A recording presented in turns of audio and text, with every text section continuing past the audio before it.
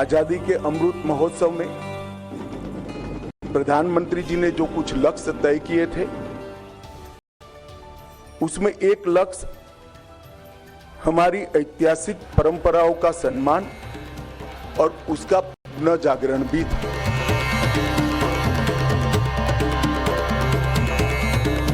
ऐसी हमारी महान विरासत को अगर हम गर्व करेंगे तो दुनिया गर्व करने में कभी भी हिचकिचाहट नहीं अनुभवेगी। प्रधानमंत्री नरेंद्र मोदी धर्म रक्षक हैं। बीते 9 सालों में इनके एक नहीं कई उदाहरण देश के सामने आ चुके हैं। एक बार फिर इस बात पर आज आई 2 खबरों ने मुहर लगा दी।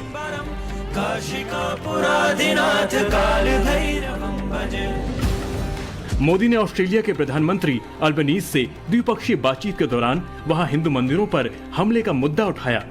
वहीं दूसरी खबर मोदी के गृह मंत्री अमित शाह ने दी और बताया कि नई संसद उद्घाटन में भारतीय संस्कृति से जुड़ी युगों युगों की एक पुरानी परंपरा को पुनर्स्थापित किया जाएगा। यह है सेंगोल, भारतीय पुरातन राज व्यवस्था की वो पारंपरिक और सांस्कृतिक धरोहर जिसे अब हिंदुस्तान की उस सर्वोच्च संस्था यानी संसद में प्रतिस्थापित किया जाएगा, जहां देश के लिए नियम कानून बनते हैं।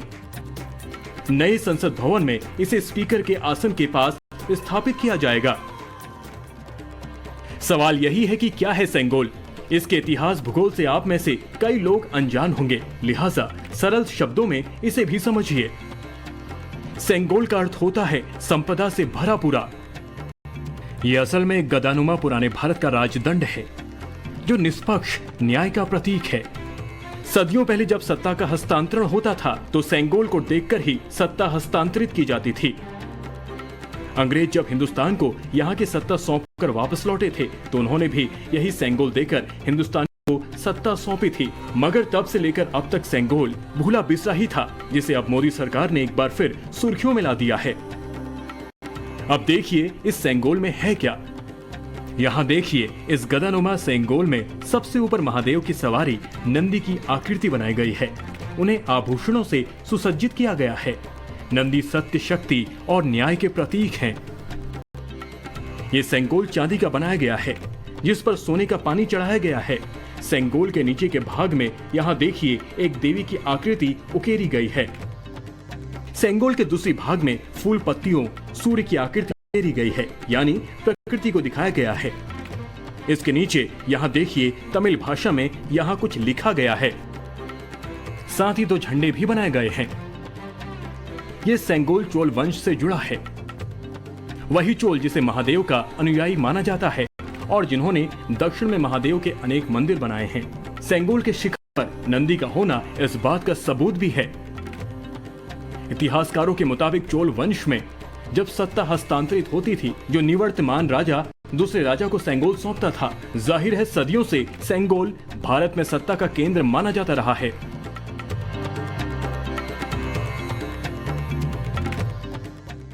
यानी सेंगोल राजदंड भारतीय साम्राज्य की शक्ति, अधिकार का प्रतीक था। खास बात यह है कि 14 अगस्त 1947 की आधी रात को जब भारत आजाद हुआ था तो भारत के पहले प्रधानमंत्री पंडित जवाहरलाल नेहरू को यही सेंगोल सौंपा गया था।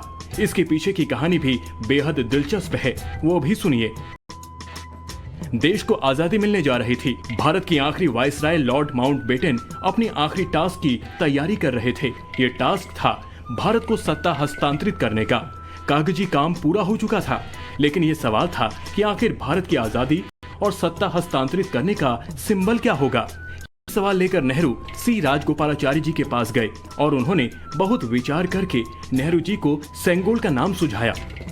हम किसी की सिफारिश पर हमारे पास सेंगोल का निर्माण का न्योता लेकर आए थे। उन्होंने हमें इसके चित्र दिखाए। यह एक गोल लंबाकार वस्तु थी जिसे बिल्कुल वैसे ही बनाना था। यह एक महत्वपूर्ण स्थान पर जा रहा था, इसलिए उच्च गुणवत्ता आवश्यक थी। हमें इसके निर्माण का आदेश मिला।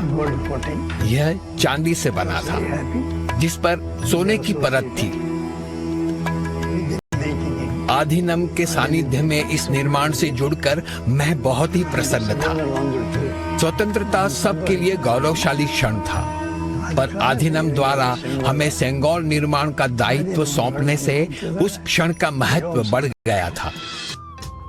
राजगोपालाचारी को ही इसकी जिम्मेदारी सौंपी गई, जिसके बाद उन्होंने तमिलनाडु के तंजौरी जिले के एक धार्मिक मठ थिरुवदुथुराई अधीनम से संपर्क किया। इस तरह 5 फुट लंबे सेंगोल को तैयार करने का काम चेन्नई के जाने माने जौहरी वुमिदी बंगारू चेट्टी ने किया।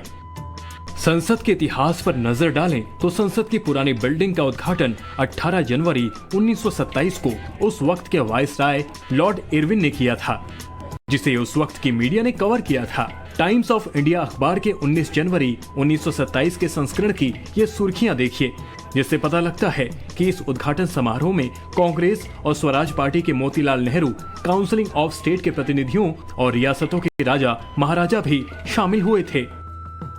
असल में इस घटना के 20 साल बाद 1947 में हुए सत्ता हस्तांतरण के बाद इस सेंगोल को संसद में होना चाहिए था, लेकिन ये प्रयागराज के संग्रहालय में रखा गया, जिसे गोल्ड स्टिक या नेहरू जी की सोने की छड़ी के रूप में जाना जाता है।